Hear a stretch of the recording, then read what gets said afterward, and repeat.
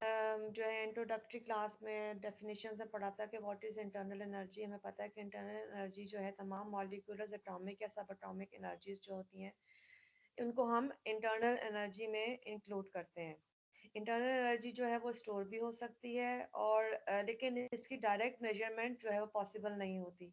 तो इसको हम जो मेजरेबल कंपोनेंट्स मेजरेबल जो अदर वेरिएबल्स होते हैं उसके थ्रू हम इसको मेजर करते हैं, जैसे प्रेशर है, वॉल्यूम, टेम्परेचर या कंपोजिशन वगैरह। तो इंटरनल एनर्जी जो है per unit mass from the variables that can be measured we make use a special property of internal energy. तो डेफिनेशन दी हुई है, फेज रूल के थ्रू हम इसको, अगर हम फेज रूल अप्लाई करते हैं तो हमारे पास फॉर प्योर कंपोनेंट के लिए तो हमारे पास फेज रूल में एफ की वैल्यू 2 आ रही है यहाँ पर, यानी सिंगल कंपोनेंट के लिए। तो internal energy is a function of temperature and volume. अब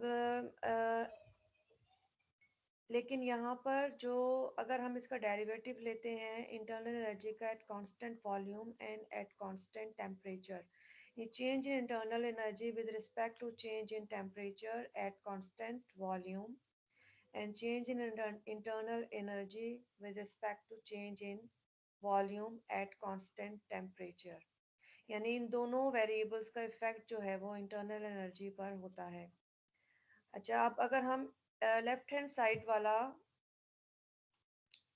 पार्शियल डेरिवेटिव जो कि डावा यू ओवर डावा टी एट कांस्टेंट वॉल्यूम, इसको अगर हम लें तो हमारे पास ये हीट कैपेसिटी की इक्वेशन बन जाती है। Heat capacity eight constant volume, हमारे पास यही फॉर्म इसकी आती है जिसको हम सीवी से रिप्लेस कर देते हैं। तो हम राइट हैंड साइड वाला जो इसका डेरिवेटिव है डावा यू ओवर डावा वी एट कांस्टेंट टेम्परेचर, इसका स्मॉल इफेक्ट होता है तो ये नेग्लिजिबल है। इसको हम नेग्लेक्ट कर देते हैं तो हमारे पास इंटरनल एनर्जी चेंज जो है उसको हम सीवी से रिप्लेस कर सकते हैं।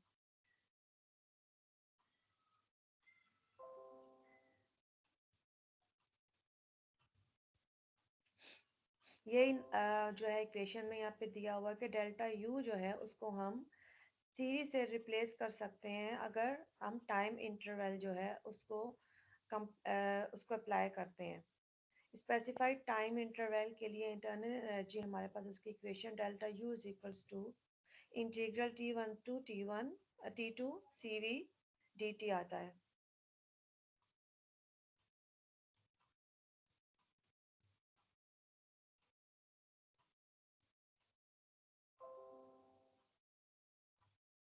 जहाँ हम यहाँ पे इंटरनल एनर्जी डिफरेंस सिर्फ कैलकुलेट कर सकते हैं, इसका डिफरेंस या हम इसकी रेफरेंस स्टेट से इंटरनल एनर्जी कैलकुलेट कर सकते हैं। इनके एब्सोलूट वैल्यूज जो हैं इंटरनल एनर्जी की वो नहीं हम कैलकुलेट नहीं कर सकते। कुछ टेबल्स दी हुई हैं जहाँ पे इंटरनल एनर्जी जो है वो हमने रेफरेंस टेबल से कैलकुलेट रेफरेंस वैल्यू से कैलकुलेट की होती है। जैसे टेम्परेचर है या प्रेशर की वैल्यू दी हुई है तो उस पर इंटरनल एनर्जी जो है वो क्या आ सकती है। यहाँ पर टेबल्स पे अगर प्रेशर 0.6113 किलो पैस्कल है लिक्विड वाटर के लिए और वॉल्यूम दिया हुआ है तो हमारे पास रेफरेंस इंटरनल एनर्जी जो है वो क्या हम इसमें कैलकुलेट कर सकते हैं। जब मैं न्यूमेरिकल्स आपको करवाऊंगी उसमें ये सारी वैल्यूज़ जो हैं या इसकी कैलकुलेशन जो है वो तमाम इसमें होंगी, इसमें आपको बेटर अंडरस्टैंड हो सकेगा कि आप कैसे इसको कैलकुलेट कर सकते हैं। मिस स्लाइड नहीं दिख रही है, मतलब साइड चेंज नहीं हो रही है, सिर्फ इंटरनल एनर्जी वाली स्लाइड है। हमने इक्वेशंस की स्लाइड भी नहीं दिखी है एंड देन टेबल भी नहीं दिख रहा। टेबल मैंने नहीं दिया हुआ, मैं आपको जस्ट उसको बता रही हूँ कि टेबल ऐसा ही मिस टेबल में आपके पास स्लाइड आ रही होगी for an ideal gas you is a function of temperature only, ये स्लाइड आ रही है। नो मिस, इंटरनल एनर्जी वाली आ रही है। जी मिस ये आ रही है, आइडियल गैस वाली यही स्लाइड है, आइडियल गैस वाली आ सिर्फ रही है। आपके फिर आपकी साइड पे कोई प्रॉब्लम होगा, मेरे पास तो स्लाइड शो हो रही है। ओके मिस, मैं देखती हूँ। बाकी स्टूडेंट्स को आ रही है स्लाइड ये नजर? जी स्लाइड नंबर 4 रहा है? No ma'am. यस मैम आ रही है। For an ideal gas, U is a function of temperature only. First line पढ़ें, इसकी ये वाली स्लाइड है। Yes ma'am slide 4। जी मिस। Yes miss. बात नहीं आ रही, हो सकता है उनके सिस्टम में कुछ प्रॉब्लम हो। यस मिस आ गई है। तीसरी स्लाइड आ रही है। मेरे पास नंबर 4 है, स्लाइड नंबर 4। यस मिस 4 है। ठीक है। यहाँ पर इक्वेशन उन्होंने मेंशन की हुई है इंटरनल एनर्जी की। मैं फिर से पढ़ देती हूँ। Note that you can only calculate the differences in internal energy और calculate the internal energy relative to a reference state but not absolute values of internal energy. Look up the values of P and V for water for the reference state that has been assigned a zero value for you. In the SI tables, did you get P is equals to 0.6113 kilopascal, and for liquid water, V is equals to 0.001000 meter cube per kg. अच्छा, यहाँ पर इन्होंने equation दी हुई है। अगर equation हम यहाँ पर ये लेते हैं तो इसको हम जब रेफरेंस स्टेट से के साथ हम इसको कंपेयर करते हैं तो हमारे पास ये इक्वेशन आती है। कैसे आती है? डेल्टा यू जो है यानी डिफरेंस इन इंटरनल एनर्जी हम कैलकुलेट करना चाह रहे हैं। तो डेल्टा यू का मतलब है कि U2 minus U1 the final state minus the reference state minus. अब अगेन U1 की वैल्यू हम कैलकुलेट करना चाह रहे हैं तो हम U1 minus U the reference state यानी इनिशियल स्टेट इंटरनल एनर्जी की, उससे हम रेफरेंस स्टेट अगेन माइनस करेंगे तो हमारे पास इक्वेशन आएगी U2 माइनस U1। एक्चुअल हम ये काम कर रहे होते हैं कि हम रेफरेंस स्टेट के साथ हम इसका कंपैरिजन कर रहे होते हैं तो हमारे पास equation delta U is equals to U2 minus U1 final form में हमारे पास आती है। लेकिन हम इसकी डायरेक्ट वैल्यू जो है वो उसको हम कैलकुलेट नहीं कर सकते।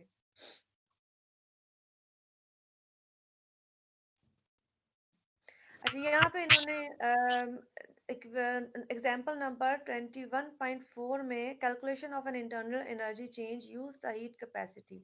हीट कैपेसिटी की जो वैल्यूज है यहाँ पर, हाँ एक ये छोटा सा एग्जाम्पल यहाँ पर है। What is the change in internal energy when 10 kg mole of the air is cooled from 60 degree to 30 degree centigrade in a constant volume process? अगर हमारे पास CV की वैल्यू नहीं है तो इस टेम्परेचर रेंज पर हमारे पास CV की वैल्यू, डायरेक्ट वैल्यू हमारे पास CV की नहीं है तो इस टेम्परेचर रेंज में हमारे पास ये वैल्यू C की हो सकती है, CV की। तो इक्वेशन 21.6 अगर हम देख रहे हैं तो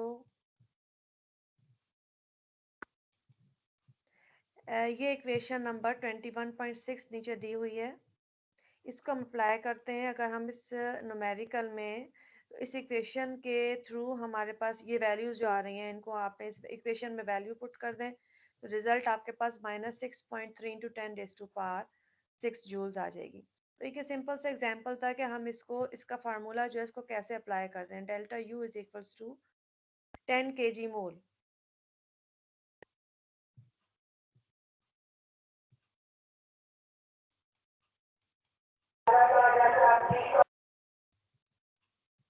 यहाँ पर इक्वेशन दी हुई है U2 minus U1 delta U is equals to CV dt।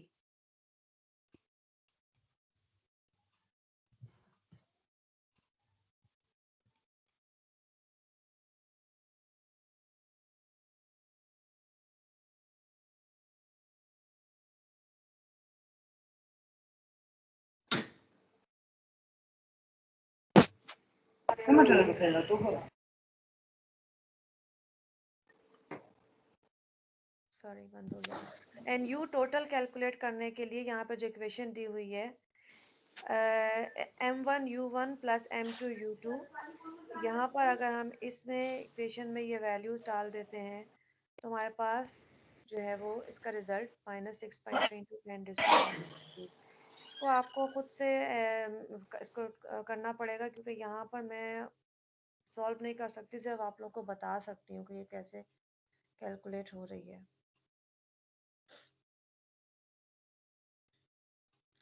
अच्छा जी, सेकंड एग्जांपल है 21.5। मिस ये न्यूमेरिकल कैसे हुआ? इस न्यूमेरिकल में आपने सिर्फ इक्वेशन 21.6 जो है मैंने आपको बार बार बताई है, 21.6 में आपने वैल्यूज डाल के इसको कैलकुलेट किया है, बस सिर्फ सिंपल ये चीज़ है, इसमें और कोई चीज़ नहीं है। 21.6 कौन सी इक्वेशन थी? ये वाली इक्वेशन थी 21.6। स्लाइड नंबर 3 या स्लाइड आपके पास क्या शो हो रहा है? स्लाइड नंबर 3 शो हो रहा है, नीचे आपकी इक्वेशन देखें। Delta U is equals to क्या आ रहा है? u2 minus u1 is equals to integral लिया हुआ है इसका मिस। टोटल निकालने के लिए हम इंटरनल एनर्जी को मास से मल्टीप्लाई करते हैं। यहाँ पर यही किया हुआ है, मास से मल्टीप्लाई किया हुआ है।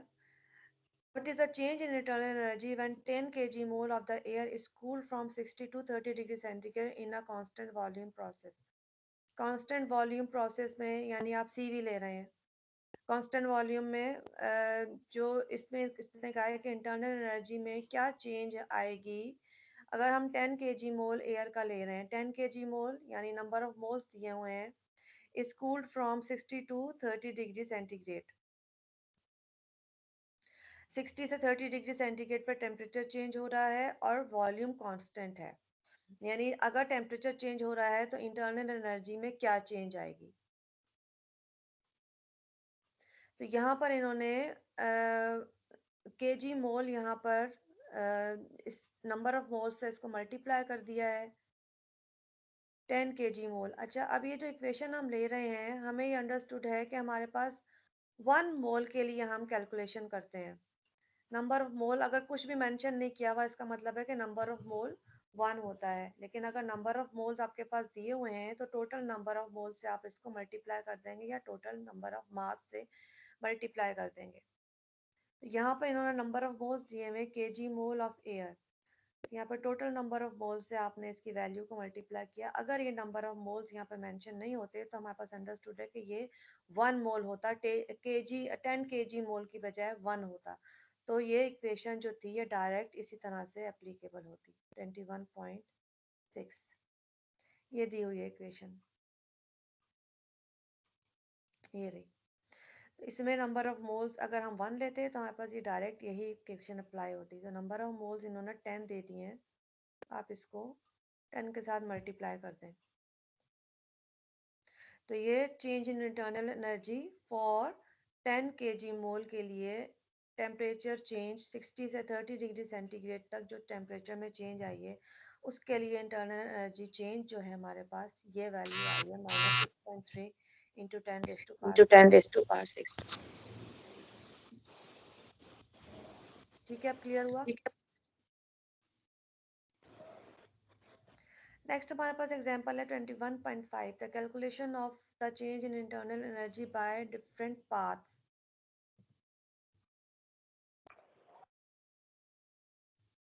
अच्छा, हम ये कहते हैं कि हमारे पास जो इंटरनल एनर्जी है वो स्टेट वेरिएबल है, यानी कोई भी पाथ फॉलो करे उसमें चेंज पाथ का इफेक्ट जो है उसमें नहीं आता।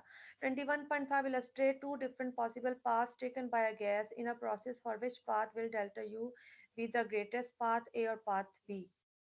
अच्छा, ये पाथ फॉलो कर रहा है, अगर इंटरनल एनर्जी चेंज आ रही है तो स्टेट 1 स्टेट 2 से स्टेट 4 तक गैस जो है वो मूव कर रही है, या फिर इसका जो है पाथ हम 1 से 3 से 4 तक जो है पाथ, यानी स्टार्ट करके पाथ बी और फिनिश हो रहा है, इसके बाद start path A then finish path A और पाथ बी जो है वो कौन सा पाथ जो है वो उसके लिए ग्रेटेस्ट चेंज की वजह बनता है।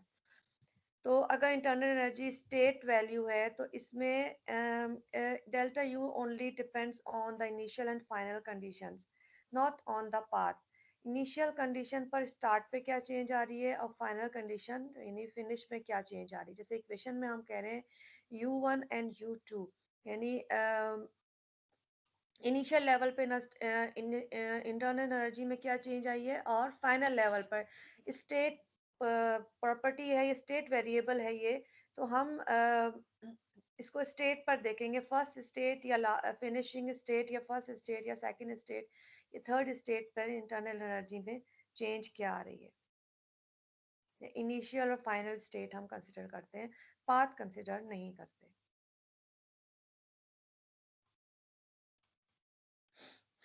इसी तरह एंथैल्पी है। एंथैल्पी की इक्वेशन आपको मालूम है, H is equals to U plus PV होती है पर यूनिट मास और मोल, where P is the pressure and V is the volume, और per unit mass और mole।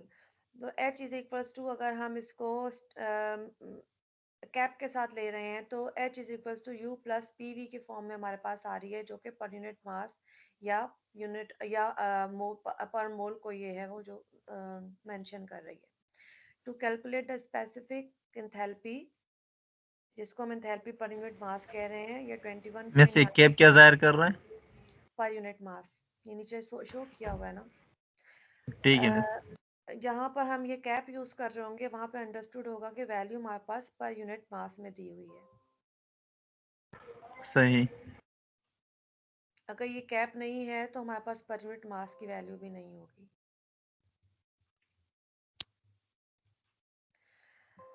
जिस तरह हमने इंटरनल एनर्जी की इक्वेशन ली थी, इसी तरह हम एंथैल्पी चेंज ले रहे हैं। टोटल डेरिवेटिव हम एंथैल्पी का ले रहे हैं, ये at change in enthalpy with respect to change in temperature at constant pressure and change in enthalpy with respect to change in pressure at constant temperature। अब ये जिस तरह हमने इंटरनल एनर्जी पे लिया था heat capacity eight constant volume, इसी तरह से हम ये हमारे पास जो लेफ्ट हैंड साइड की जो वैल्यू है वो कांस्टेंट प्रेशर पर है, जो कि by definition heat capacity constant pressure पर है। इसको हम CP के सिंबल से जो शो करते हैं। डाव एच ओवर डावा पी जो है वो एट कांस्टेंट टेम्परेचर जो है उसको हम इग्नोर कर सकते हैं, क्योंकि इसकी इफेक्ट जो है बहुत स्मॉल है, तो हम इसको स्किप कर सकते हैं। तो हमारे पास जो इक्वेशन आ जाएगी वो उसी तरह से इंटरनल एनर्जी की इक्वेशन हमने ली थी, चेंज इन इंटरनल एनर्जी को हमने लिया, तो उसी तरह हम चेंज इन एंथैल्पी को ले रहे हैं। Therefore, delta H is equals to H2 minus H1, which is equals to direct CP dt, यानी change in the specific heat capacity at constant pressure।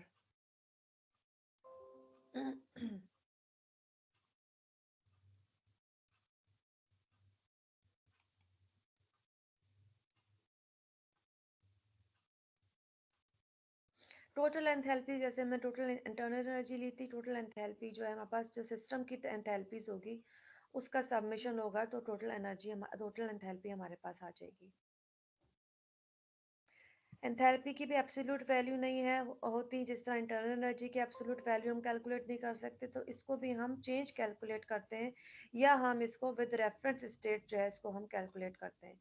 Reference state लेकर बिल्कुल हम जैसे इंटरनल एनर्जी को हमने कैलकुलेट किया था, इस तरह change in net enthalpy change हमारे पास जो आएगी वो H2 माइनस H1 होगी बाय द रेफरेंस स्टेट, यानी H2 minus H reference minus H1 minus H reference to H2 minus H1 हमारे पास आ जाएगा।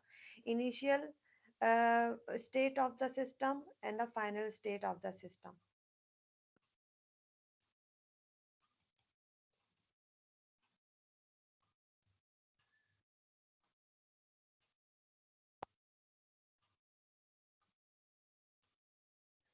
ये भी इंटरनल एनर्जी की तरह से स्टेट फंक्शन है। तो स्टेट फंक्शन तो हमारे पास यहाँ पे पाथ मैटर नहीं करता, बल्कि हम इसकी इनिशियल और फाइनल चेंज कंसिडर करते हैं।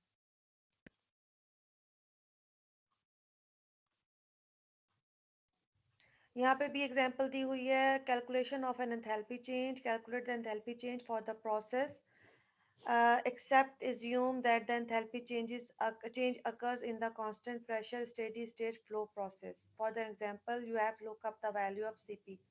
CP की वैल्यू इन्होंने दी हुई है, यहाँ पे नंबर ऑफ मोल से इन्होंने मल्टीप्लाई किया, जो हमने इंटरनल एनर्जी कैलकुलेट की थी, बिल्कुल उसी तरह से चेंज इन एंथैल्पी भी हमने यहाँ पे कैलकुलेट किया है उसी फार्मूले से। इक्वेशन 21.11 जो एंथैल्पी चेंज की इक्वेशन यहाँ पे लास्ट स्लाइड में दी हुई है, 21.11 ये वाली इक्वेशन हमने यूज़ की है। जिसे हमने इंटरनल एनर्जी में यूज़ की थी, और हमने ये सिंपल सा एग्जांपल इसमें हमने देखा कि हम इंटरनल एनर्जी इक्वेशन पर डेटा कैसे अप्लाई करते हैं।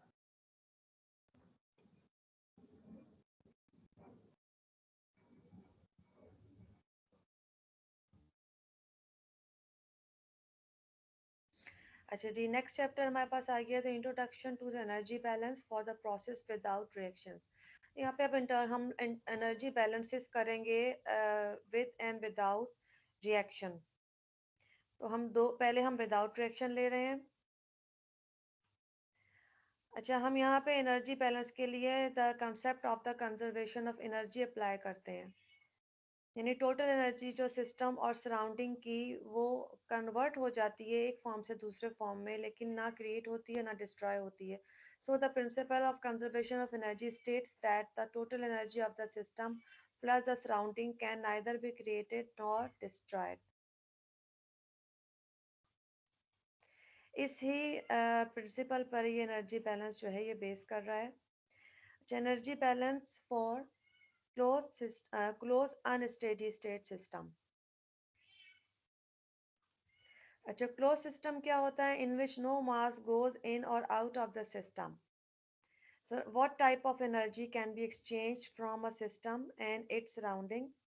Only work and heat are allowed.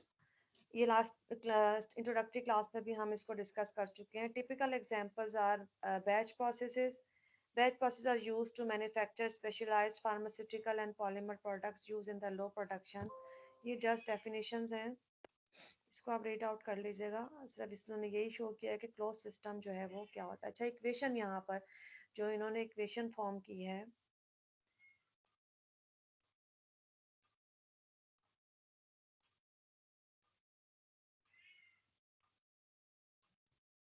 Madam आप कौन से स्लाइड पे पढ़ रही हैं? कौन से स्लाइड पर हूँ? 15 क्यों आपके पास ओके शो मिस। नहीं हो रही? नहीं मिस, पता नहीं अजीब सा सिस्टम है, समझ में नहीं आ रहा। क्या अजीब सा सिस्टम है? For example ma'am net slow होगा इनका। नहीं नेट स्लो नहीं है मिस, हमारे पास जो है ना स्लाइड शो हो रही है कि हम जो है ना खुद चेंज कर सकते हैं। क्या स्लाइड शो हो रही नहीं, है? हमारे पास कुछ शो ही नहीं हो रहा। यहाँ पे मेरे पास स्लाइड जो है वो स्लाइड नंबर 15 है, energy balances for close unsteady state systems. ये शो नहीं हो रही आपके पास? जी मिस खुल गई। खुल गई है ना? आपका हो गई सिस्टम मैम। हाँ स्लो हो चल रहा होगा ना सिस्टम, क्योंकि नेट पे लोड बहुत ज़्यादा है ना। सभी ऑनलाइन क्लासेस पे शिफ्ट हो गए हैं, तो नेट का प्रॉब्लम आ जाता है।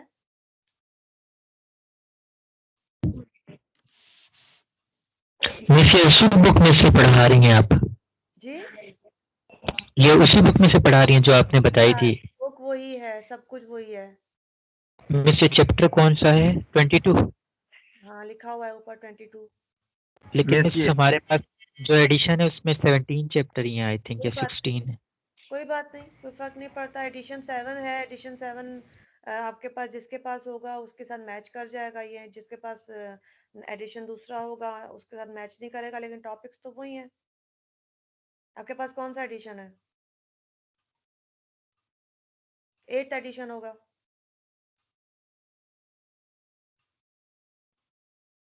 यस मिस 8th एडिशन है ना, तो 8th एडिशन में पेजेस का फर्क पड़ जाता है।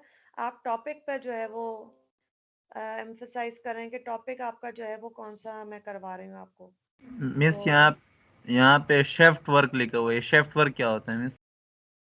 शाफ्ट ओके वर्क जी मैकेनिकल वर्क होता है, शाफ्ट वर्क होता है जो यूज़ हो रहा होता है डिफरेंट मूवमेंट के लिए। शाफ्ट किस लिए यूज़ होता है? शाफ्ट वर्क जो होता है, शाफ्ट यूज़ हो रहा होता है किसी चीज़ को मूव करने के लिए। ट्विस्टेड उसका मोशन होता है, शाफ्ट का रोटेट हो रहा होता है शाफ्ट। तो वो वर्क, वो भी तो वर्क हो रहा है ना। डिफरेंट टाइप्स ऑफ वर्क होती हैं, उसको इन्होंने मेंशन किया हुआ है। ये वर्क की कितनी टाइप्स होती हैं, उसके लिए उन्होंने इक्वेशंस बताई होंगी कि वर्क की इक्वेशंस हम कौन कौन से यूज कर सकते हैं। आप वो पढ़ रहे होंगे। हाँ, ये दो तीन पॉइंट फंक्शन और ये शिफ्ट वर्क, ये समझ में नहीं आ रही थी, इससे पूछा। कौन सी चीज? शाफ्ट वर्क और पॉइंट पॉइंट फंक्शन? जी हाँ। पॉइंट फंक्शन तो आप लोगों ने थर्मोडायनामिक्स 1 में किया होगा ना, क्योंकि थर्मो में ये सब करवाया हुआ है। पॉइंट फंक्शन क्या होता है, स्टेट फंक्शन क्या होता है, ये मैंने आपको टेबल्स दी थी पीछे लास्ट लेक्चर जो हमारा। स्टेट फंक्शन और पाथ फंक्शन तो बताया था, लेकिन पॉइंट फंक्शन नहीं बताया था। एक सेकंड, कौन सी स्लाइड है आपकी? मेरे पास स्लाइड नहीं है वो। अच्छा, मैं बुक से ही देख रहा हूँ। हम्म, आप बहुत पीछे चले गए हैं, आप इतना पीछे नहीं जाइए, आप यहाँ पर आइए जो मैं करवा रही हूँ। चलिए ठीक है मिस। हम्म,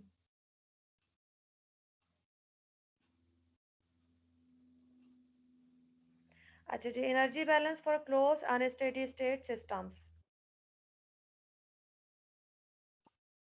ये हमने क्लोज सिस्टम, अच्छा इक्वेशन हम कर रहे थे। इक्वेशन यहाँ पर हमारे पास है accumulation of mass within the system boundary from T1 to T2 and is equal to that transfer of mass. ये मास बैलेंस की इक्वेशन दी हुई है। जिस तरह से मास बैलेंस की इक्वेशन है, उसी तरह से एनर्जी बैलेंस की इक्वेशन जो है वो फॉर्म होगी। मास बैलेंस की equation delta M is equal to M in is equal to M out. Similarly energy balance की इक्वेशन जो है delta E is equals to Q plus W है, और डेल्टा E यानी टोटल एनर्जी कंटेंट्स जो है वो डेल्टा E से शो कर रहे हैं, यानी accumulation of energy within the system boundary is equals to net transfer of energy into the system through the system boundaries and minus net transfer of energy out of the system through the system boundary.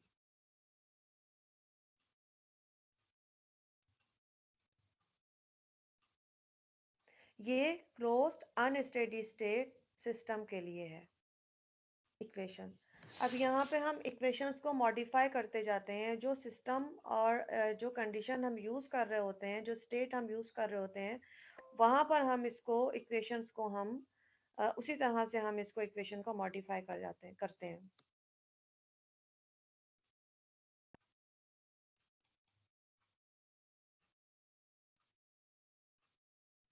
अच्छा, यहाँ पे इन्होंने बताया हुआ है delta representing the final minus initial state system before Q और W because they are not state variables.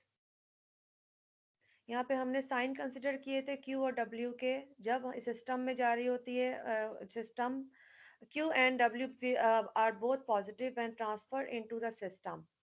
System में enter हो रहे होते हैं तो पॉजिटिव होते हैं, एग्जिट हो रहे होते हैं नेगेटिव हो रहे होते हैं। और ई जो है वो शो कर रहा है टोटल एनर्जी को, जो कि U प्लस के ई प्लस पी ई है, और delta E total energy change. Total energy change का मतलब है इंटरनल एनर्जी, काइनेटिक एनर्जी और पोटेंशियल एनर्जी चेंज। अब डेल्टा का साइन जो है आप बाहर लगा दें या फिर इनके साथ आप ब्रैकेट के अंदर भी ले सकते हैं, जैसे डेल्टा U प्लस डेल्टा के E plus delta P E with the mass in the system itself. अब यहाँ पे इन्होंने डायग्रामेटिकली शो किया हुआ है सिस्टम एनर्जीज कौन कौन सी होंगी।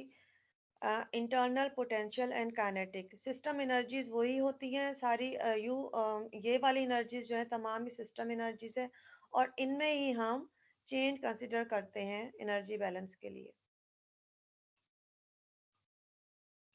तो सिस्टम जो एनर्जीज कंसिडर करता है वो इंटरनल, पोटेंशियल और काइनेटिक एनर्जी कंसिडर करता है।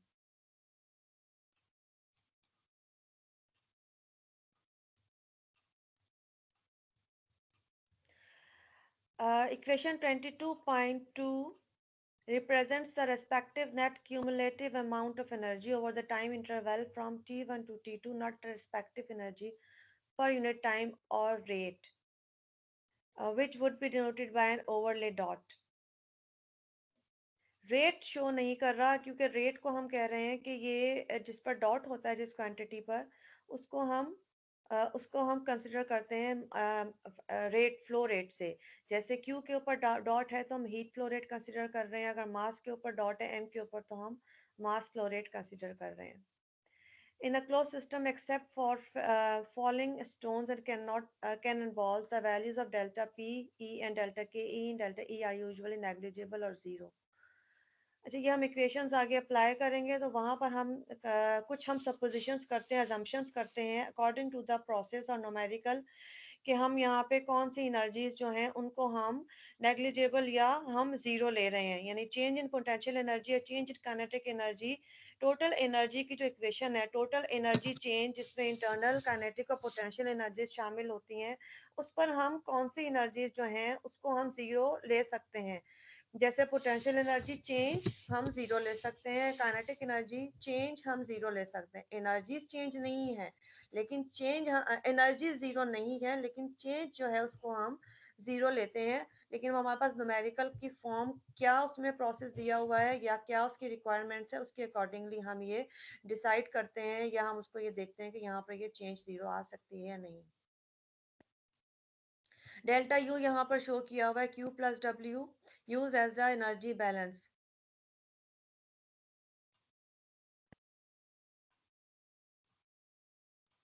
यहाँ पे सब इन्होंने डिफाइन किया हुआ है कि हम यहाँ पे वर्बली डिफाइन किया हुआ है कि डेल्टा ई यहाँ पे जो है वो कम हो रहा है, मिस चेंज यहाँ जो पे है। मिस यहाँ पे ये क्यूमुलेटिव लिखा हुआ है सेकंड लाइन में ना, तो क्या ये नेगेटिव हो सकता है किसी प्रोसेस में, एक्यूमुलेशन वगैरह? एक्यूमुलेशन नहीं, क्यूमुलेटिव और एक्यूमुलेशन में फर्क है। Cumulative amount of energy, cumulative का मतलब होता है टोटल अमाउंट ऑफ एनर्जी, और और एक्यूमुलेशन का मतलब होता है स्टोर्ड एनर्जी। तो तो ये आप माइनस माइनस में हो सकता है, नेगेटिव आ सकता है क्या? Energy over the time interval, ये माइनस में नहीं, माइनस में क्यों आएगा ये? नहीं, वैसे अगर किसी प्रोसेस में ऐसा हो सकता है कि एक्यूमुलेशन नेगेटिव आ जाए। देखिए एक्यूमुलेशन, आप क्यूमुलेटिव पूछ रहे हैं या एक्यूमुलेशन पूछ रहे हैं? एक्यूमुलेशन ऐसे एक्यूमुलेशन तो नेगेटिव होता है, एक्यूमुलेशन नेगेटिव आ सकता है, उसमें पॉजिटिव एक्यूमुलेशन और नेगेटिव एक्यूमुलेशन दोनों हो सकती हैं। अच्छा, नेगेटिव कब? एक्यूमुलेशन अगर हम लेंगे तो वो किस प्रोसेस में ले सकते हैं, आप बता सकते हैं? यही पूछ रहा था, ये कंफ्यूज कर रहा है। कंफ्यूज, आप पीछे चल रहे हैं, पीछे स्लाइडों पे, आप अगली स्लाइडों पर आ जाइए, पीछे का छोड़ दें, जो मैं करवा रही हूँ आप उस पर चलें। समझ में नहीं आया, इससे पूछा आपसे मिस। क्या समझ ठीक में है, नहीं आया आपके? ये नेगेटिव और पॉजिटिव एक्यूमुलेशन क्या मैं होता तो है? उस पे गई ही नहीं हूँ, मैं तो क्यूमुलेटिव की बात कर रही हूँ। मैं आपसे कह रही हूँ कि आप इस स्लाइड पर आइए जो मैं करवा रही हूँ। आप चलिए वो ठीक स्लाइड है। छोड़ दीजिए जो एक्यूमुलेशन वाली आप पढ़ रहे हैं, वो हो चुका है टॉपिक, आप छोड़ दें उसको, अगले इस पर आइए स्लाइड पर। जो ठीक है मैं मिस, लेक्चर देख क्लास में करवा रही होती हूँ, आप प्लीज उसको फॉलो किया करें, पीछे मत चला करें। सही और है। नेगेटिव और पॉजिटिव एक्यूमुलेशन जहां तक उसकी बात है तो वो आप उसको स्टडी पूरा करो, उस स्लाइड को। होता क्या है नेगेटिव और पॉजिटिव एक्यूमुलेशन, मैं आपको बता देती हूँ यहाँ पर। अगर हमारे पास कोई टैंक हमने लिया है, उसके अंदर हम फिल कर रहे हैं, कोई हमारे पास फ्लूइड आ रहा है, कोई वेसल है या उसमें कोई टैंक है, उसमें कोई फ्लूइड आ रहा है और उसमें स्टोर हो रहा है। ठीक है, अब वो जब स्टोर हो रहा है तो हमारे पास वो एक सर्टेन लेवल तक स्टोर अगर है तो वो हमारे पास एक्यूमुलेशन है। अच्छा, अब ठीक है। नेगेटिव एक्यूमुलेशन क्या है कि उसका जो एग्जिट है वो जो इनपुट उसका है उससे ज्यादा उसका फ्लो रेट है एग्जिट पर, तो वो नेगेटिव एक्यूमुलेशन हो जाएगी, यानी हमारे पास वो उसमें डिस्चार्ज ज्यादा हो रहा है तो एक्यूमुलेशन उसमें कम हो रही है। अब अगर उसका डिस्चार्ज रेट जो है वो स्लो है और इनपुट उसका जो है वो फास्ट है, उसका फ्लो रेट ज़्यादा है, तो वो पॉजिटिव एक्यूमुलेशन होगी।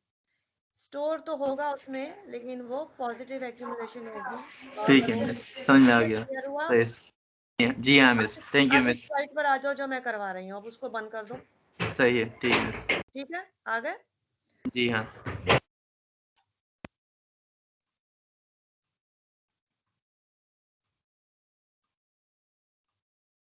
अच्छा, यहाँ पे 3 एग्जांपल्स दी हुई हैं क्लोज अनस्टेडी सिस्टम की, यानी इन्होंने क्लोज अनस्टेडी स्टेट सिस्टम जो है वो किस किस तरह से हम कंसिडर कर सकते हैं।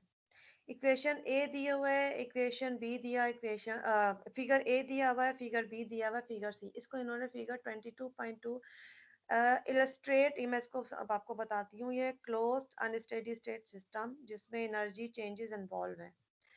In figure 22.2a, 10 kg of heat is transferred through the fixed boundary bottom of a vessel with 2 kg of 2 kg being transferred out at the top during the same time period. Thus delta U increases by 8 kilojoules. यहाँ पर इन्होंने बताया कि system boundary consider की है इन्होंने और ये सिस्टम कंसीडर किया है। ये क्लोज अनस्टेडी स्टेट सिस्टम को मेंशन कर रहे हैं, यानी 10 किलो जूल्स ऑफ हीट जो है वो ट्रांसफर हो रही है through the fixed boundary bottom of the vessel. Bottom पे वो हीटिंग सिस्टम लगाया होगा जिसकी वजह से ये इतनी एनर्जी जो है इनसाइड द वेसल ट्रांसफर हो रही है और 2 किलो जूल्स जो है वो एग्जिट हो रही है during the same time period. Thus delta U increases by 8 kilojoules. तो delta U internal energy में change आ रही है।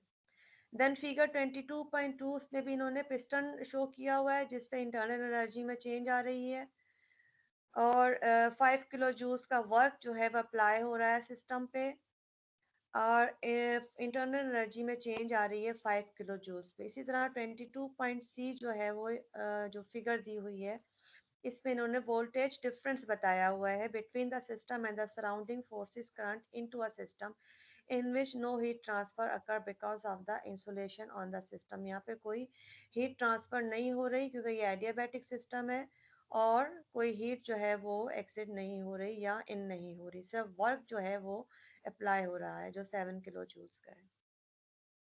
तो यहाँ पे क्लोज अनस्टेडी स्टेट सिस्टम की एग्जाम्पल दी है जिसमें एनर्जी चेंजेस किस तरह से आ सकती हैं unsteady state closed unsteady state system में, यानी इसमें मास एंटर या एग्जिट नहीं हो रहा, जस्ट यहाँ पे इन्होंने वर्क और हीट का इनपुट और आउटपुट जो है वो उसको कंसिडर किया हुआ है।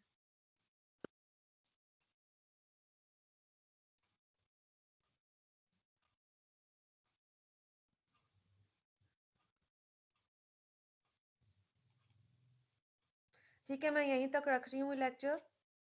इसको अभी जितना मैंने आपको करवाया है इसको आप पढ़ लें एक दफ़ा ताकि ये चीज़ रिवाइज हो जाए, फिर इसमें जो प्रॉब्लम्स होंगे फिर उसको हम डिस्कस कर लेंगे।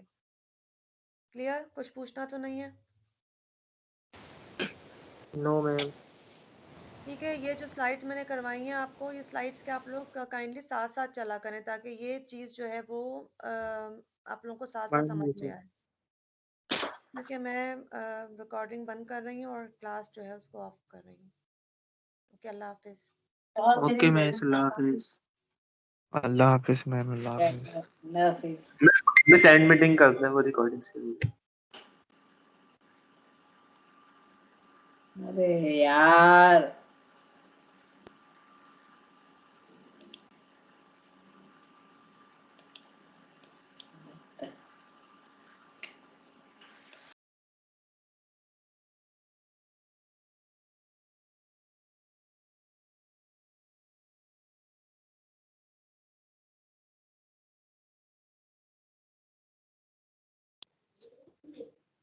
रिकॉर्डिंग बंद ही नहीं हुई। यही तो बोल रहा हूँ, इसको मैं अगर एंड मीटिंग करके जाते हैं फिर